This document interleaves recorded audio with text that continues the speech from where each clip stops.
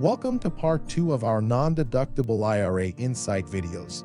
In this video, we are going to discuss the difference between a non-deductible IRA and backdoor Roth conversion. Usually, a non-deductible IRA is just a layover on the flight from taxable income to a Roth IRA. Like traditional IRAs, Roth IRAs have income limits. For 2023, you can contribute if your income exceeds $153,000 as a single filer or $228,000 as a married couple filing jointly. So, what's a high-income saver to do? The answer is the Backdoor Roth IRA. It's got a slightly strange name, but it's perfectly legal. If your income leaves you locked out of the Roth option, you can simply contribute to a non-deductible IRA and then convert that IRA to a Roth IRA. Voila! You've got a Roth. One caveat is that the backdoor Roth is not necessarily 100% tax-free. Say you've made both deductible and non-deductible contributions to IRAs over the years. If you want to convert your non-deductible IRA to a Roth, you'd have to pay income tax on a portion of this. To figure out your tax liability, take your after-tax contributions and divide them by the total value of all your IRAs. If you have $5,000 worth of non-deductible contributions and $15,000 worth of deductible contributions from back when your income allowed you to contribute to a deductible IRA, only 25%, $5,000 divided by $20,000, of your backdoor Roth conversion will be tax-free. So, 75% of the money you convert is taxable. As you can see, the backdoor Roth conversion can be as tricky as it is rewarding.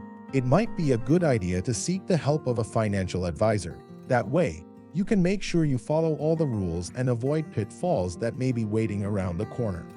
Now let's go over the considerations of a non-deductible IRA. Non-deductible IRAs that are promptly converted to Roth IRAs can be great. Permanent non-deductible IRAs, on the other hand, have some risks. One of the largest risks is that you may have to pay additional taxes if you don't keep deductible and non-deductible contributions separate. That's because once you've blended deductible and non-deductible contributions, it is hard to keep the two straight. It is possible, though, so long as you keep track of your contributions. You will then have to divide your non-deductible contributions by the total contributions to all IRAs in your name to get a percentage that represents your after-tax contributions. You don't have to pay federal taxes on this percentage of the growth in the account when you start taking deductions.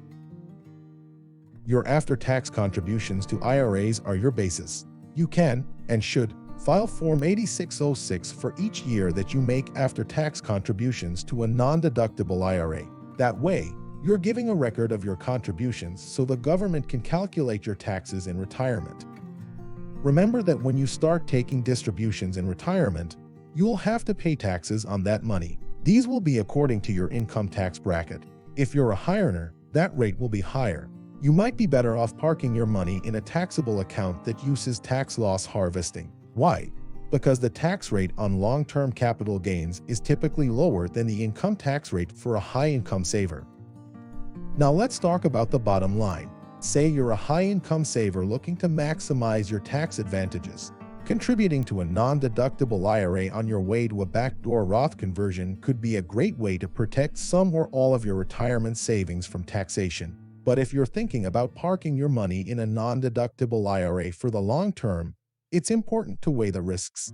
Thank you for joining us for the final non-deductible IRA short video series, and remember to join us for our other retirement topic videos.